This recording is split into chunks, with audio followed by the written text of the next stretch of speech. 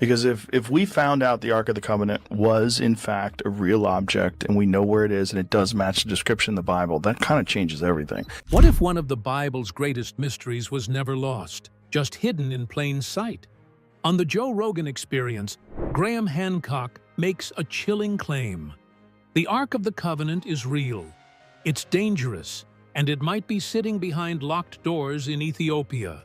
Ethiopia, there's a specific church in Ethiopia that has always been rumored to be the place where the Ark of the Covenant is stored. Radiation, secrecy, and ancient technology. Could this sacred object be more than myth?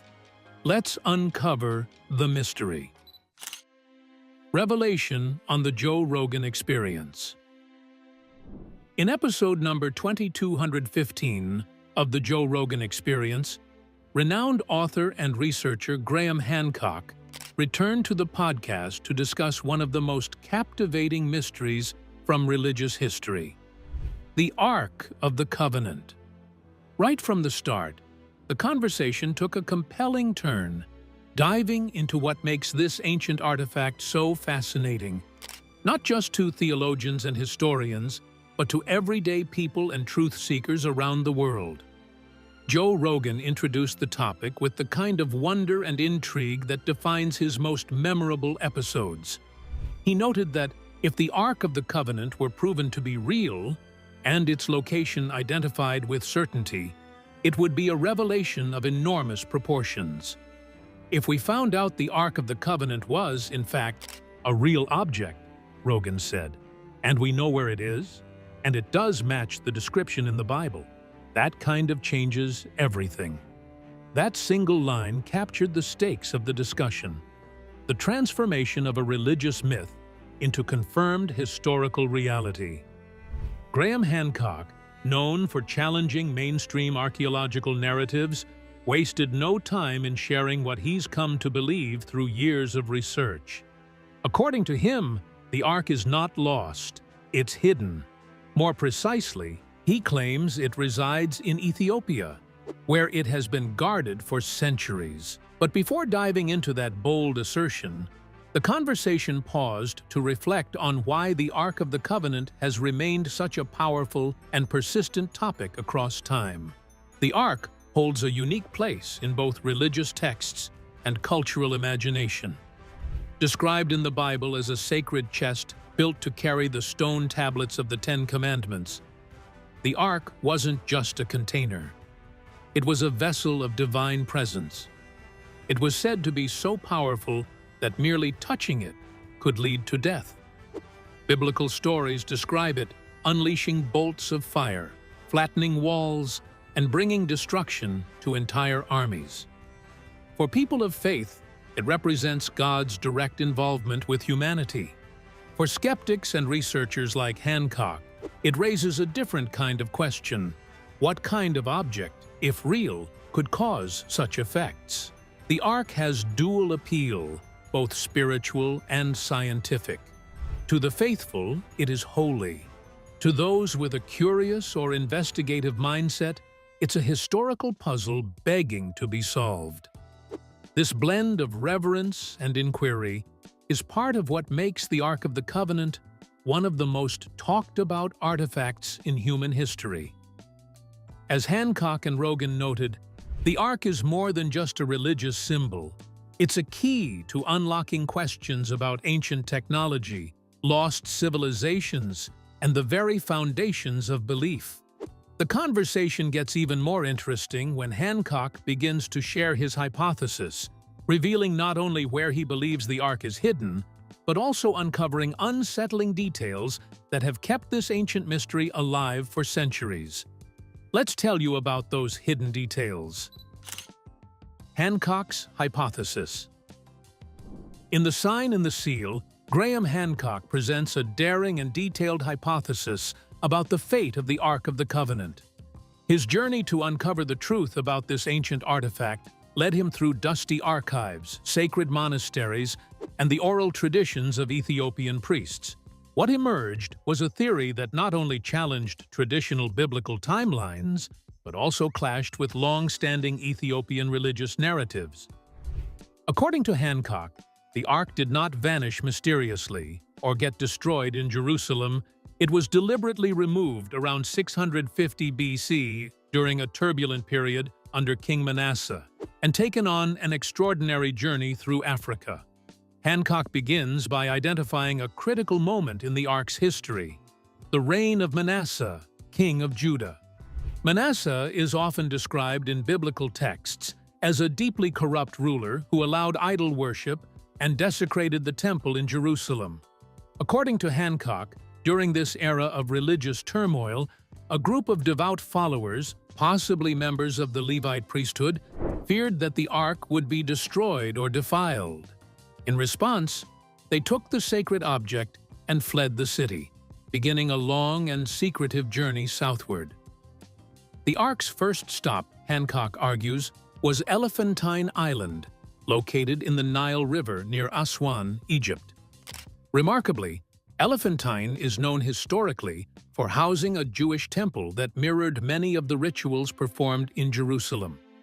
Archaeological evidence confirms the presence of a Jewish community there during the 6th century BC, supporting Hancock's idea that religious exiles could have found refuge in this region.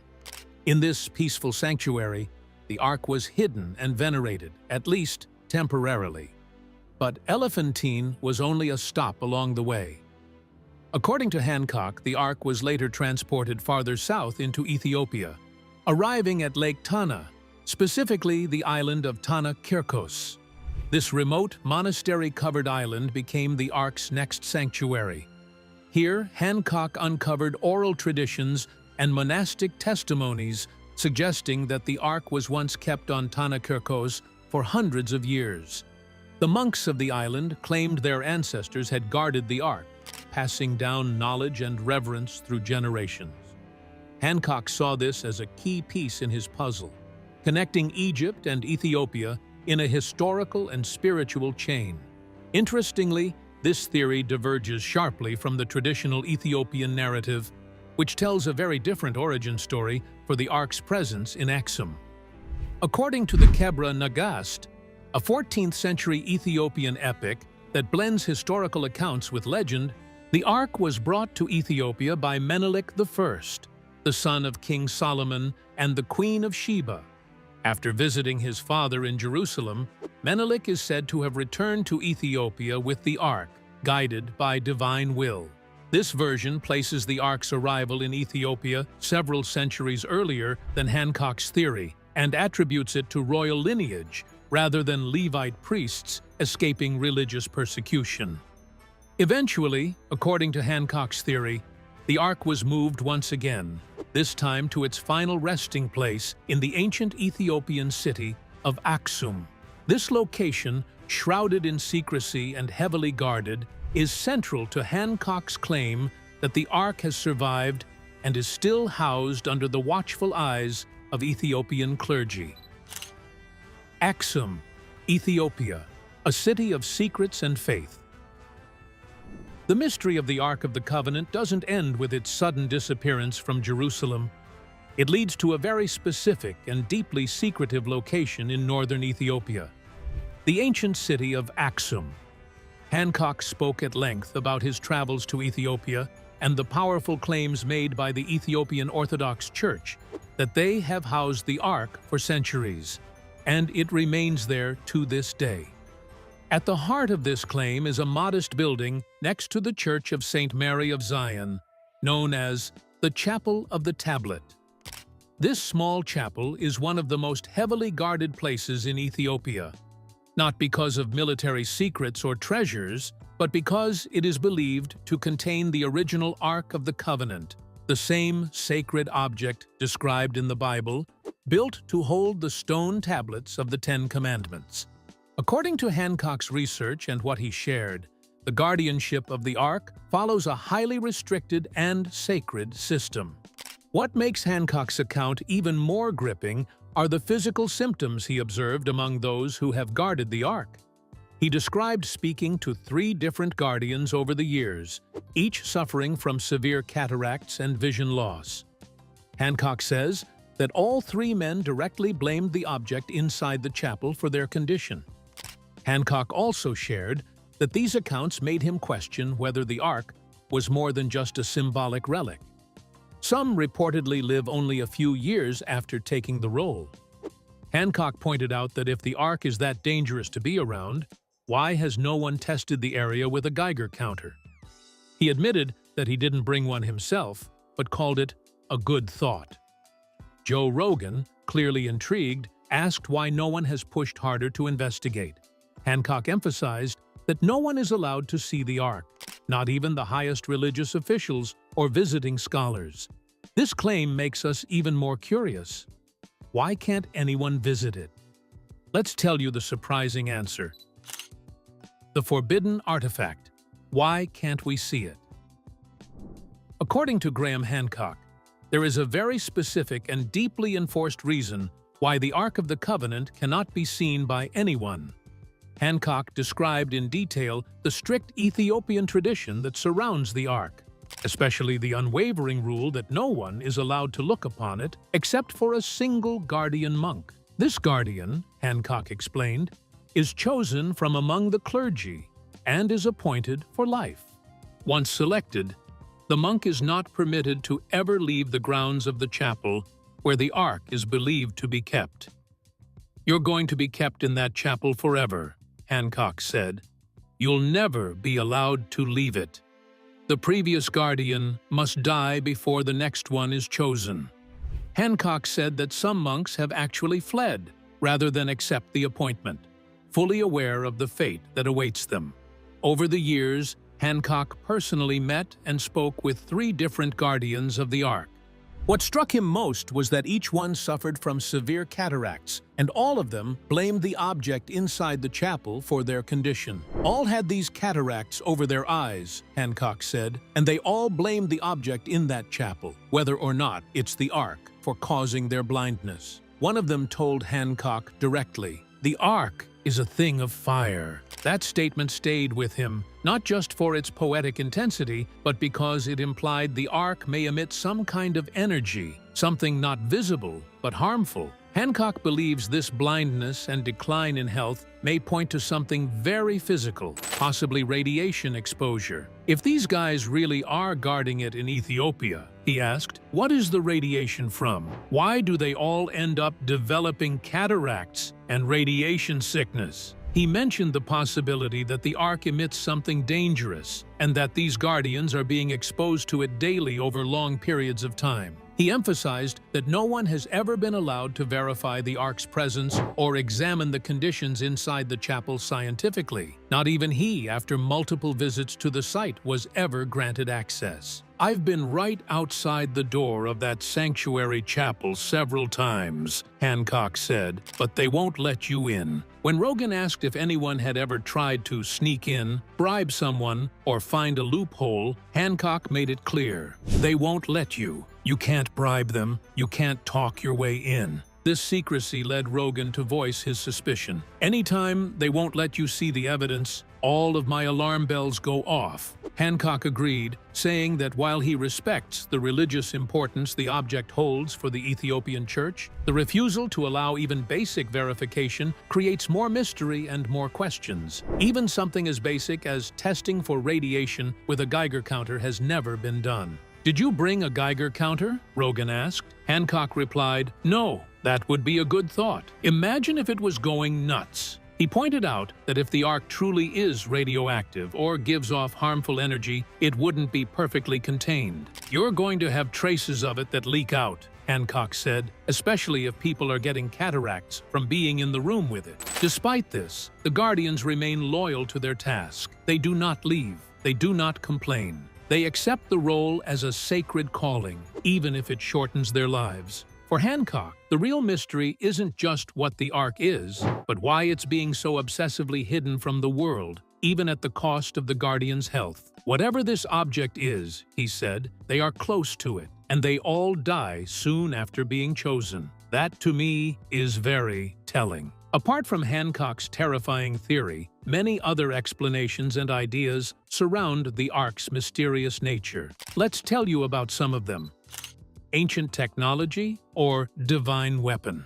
One of the most discussed theories in this realm is the capacitor theory, A capacitor is a device that stores and discharges electricity. According to this theory, the Ark's structure, gold-covered inside and out, with wooden layers between, was more than decorative. It resembled a simple electrical component, designed to build up and release energy. This could explain biblical stories where people were struck dead for merely touching the Ark. The fact that the Ark was carried on poles and never directly touched, even by priests, may have been a safety measure, not just a ritual practice. Another theory focuses on the Ark's construction, as described in the book of Exodus. It was said to be built with alternating layers of metal, wood, and metal. Some speculate that this mirrors the design of a transformer, a component that manipulates electrical current. In this interpretation, the Ark may have stepped up or transformed energy, perhaps even creating an electromagnetic field. While the biblical description doesn't fully support this as a functional transformer,